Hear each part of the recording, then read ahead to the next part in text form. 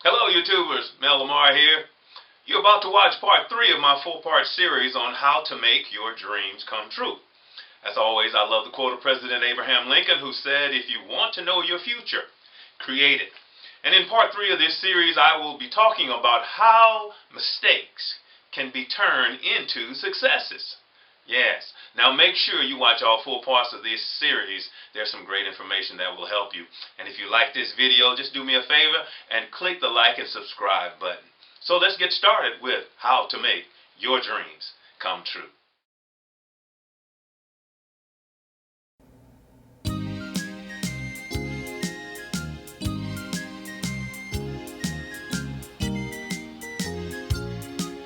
Number 4, let mistakes slow you down, but not stop you. Let mistakes slow you down, but not stop you. If I were to ask, what is the opposite of success? What would you say? Most people would say that the opposite of success is failure. Think about this. How many times have we started something, then failed at it, and say, well, I guess that was not for me since I failed at it. But I want to suggest to you that failure is not the opposite of success. Failure is actually an important component of success. Even though you may set a goal, take action toward the goal, and then fail to reach that goal on the first attempt, you have actually not failed. Even though you have experienced a failure, you are actually in much better shape than you were before you started. Now you're probably thinking, how can you be in better shape? Well, by failing, you have now learned in a compelling and meaningful way what does not work. And the failure now puts you well on your way to finding what does work. The greatest achievements of all time are built upon multiple failures. The greatest achievers are those who are willing to experience failure on their way to the success they know will most certainly come. One of history's sharpest minds belonged to Thomas Edison, the great inventor. Despite only 3 months of formal schooling, Mr. Edison and his inventions changed the world forever. So what was his secret? Mr. Edison said it was, quote, 1% inspiration and 99% perspiration, unquote. And he proved his definition by working days at a time, obsessed with his projects, neglecting family and friends, and stopping only for short cat naps. Failure never seemed to discourage Mr. Edison. Mr. Edison conducted approximately 10,000 experiments with the filament for the light bulb before he came up with the right one.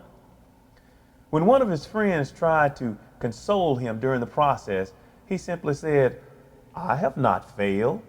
I've just found 10,000 ways that won't work." Of all his inventions, perhaps the most famous is the electric light.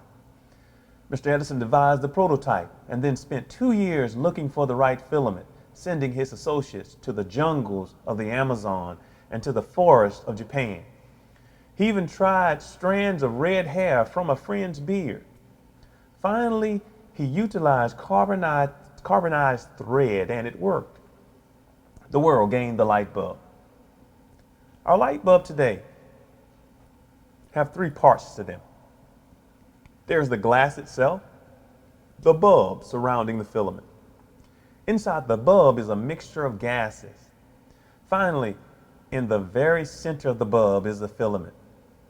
Most filaments today are made of a very tough metal, and when electricity flows through them, they become very hot, about 4,500 degrees, making them glow and give off light. Light bulbs bear a fascinating resemblance of you and me. There's the outside covering, the glass bulb, the body. That's the part people see. Inside, like invisible gases within the bulb, are our personalities. And at the very center of it all is that part of us that glows and enlightens, the human mind. Our minds are the most important things about us, and our lives are simply the overflow of our thoughts. All of us have millions of thoughts. So what if you may not get it right the first time, or the second time, or the 10,000th time? But that successful 10,001 time will make it all worthwhile. Let's face it, no one sets out with the intentions of failing. But when failure comes, it is nothing to be ashamed of and no reason to give up. Failure brings you one step closer to the right way of doing things in fulfilling your dream. My hope is that you see failure as just another step in the process of your success and making your dream come true. And even when failure comes, they will serve to move you forward. The difference between success and failure is not in how many times you get knocked down. The difference in success and failure is in how quickly you get back up. High achievers experience at least as many setbacks as everyone else, and often quite a few more. Yet they refuse to let those setbacks stop them. Remember that delay does not mean denial. There are plenty of things that can come along to ruin your plans, and many of them are sometimes impossible to avoid. Even if the failure slows you down, learn from it and keep moving forward. You don't have to let those things ruin your day, or your attitude, or your determination to move forward. The 16th President of the United States was Abraham Lincoln. Let me give you a short biography of him. It goes something like this. Difficult childhood. Less than 1 year of formal schooling.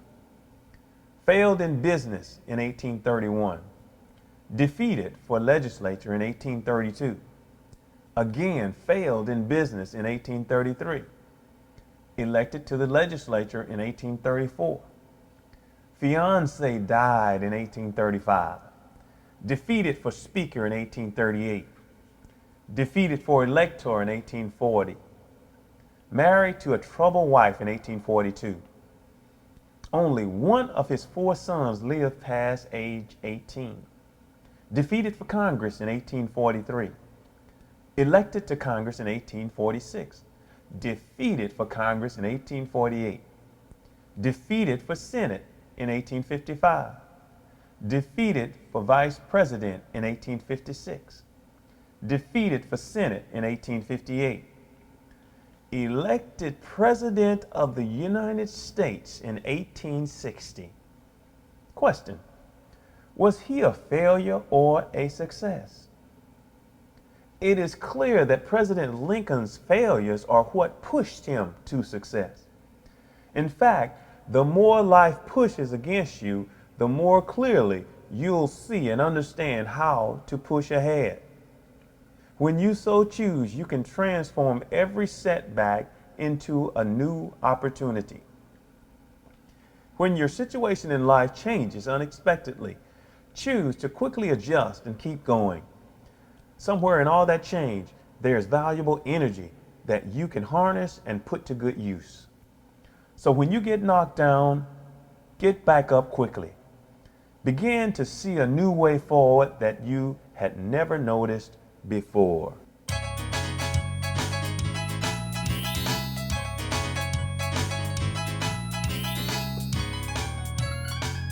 Number 5, beware of dream killers. Beware of dream killers. And I really want you to write this down.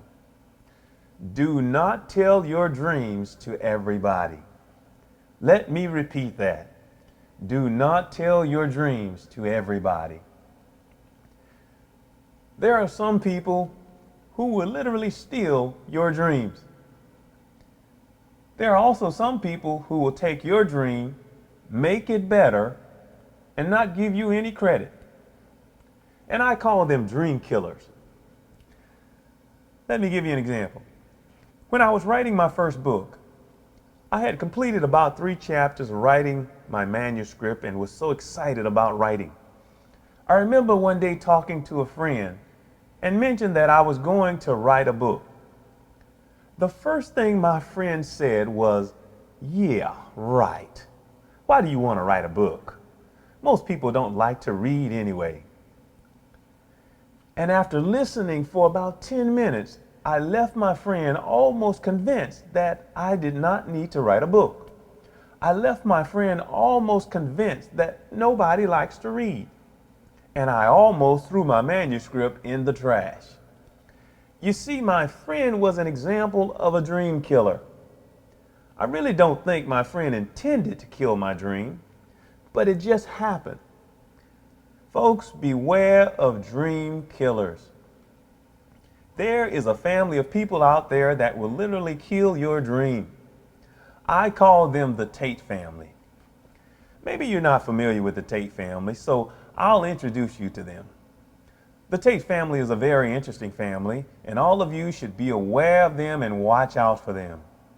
First of all, there is Old Man Dick Tate. Old Man Dick Tate wants to run everything. If you tell Old Man Dick Tate your dream, he will dictate to you how it should be carried out. Old Man Dick Tate loves to give orders. Maybe you know Old Man Dick Tate. Then there is Uncle Rotate. Uncle Rotate tries to change everything you've dreamed about. Uncle Rotate tries to change everything you've created concerning your dream. Uncle Rotate wants to add to or take from your dream. Well, there is also Sister Agitate, who stirs up plenty of trouble with help from her husband, Irritate. Then there is Mr. Hesitate. Mr. Hesitate is the one who feels that you should wait until next year before you pursue your dream. Now, don't forget about Aunt Emma Tate.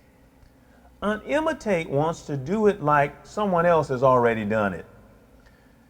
She will try to take your dream and make it like everybody else's. Then there is Mr. Devastate, who provides the voice of doom, and Mr. Potentate, who wants to be the big shot in your project. When you meet people like the Tate family, these people should be avoided like a plague. Let me say that again. These people should be avoided like a plague. Always remember that you are unique and your dream is your own. You should make an effort to find people who have your best interest in mind. For example, find Brother Facilitate. Brother Facilitate is the one who wants to help you make your dream a success. Find Cousin Cogitate and Cousin Meditate, who always think things over and lend you a helpful, steady hand. And find your dear friend Concentrate, who will help keep you focused when you get discouraged. When you have a dream, you need to be surrounded with positive and productive people. The best way to find positive and productive people is to watch and listen to their personalities. So, beware of dream killers. Hey YouTubers, thanks for watching. If you liked the video, do me a favor and just click the subscribe and like button.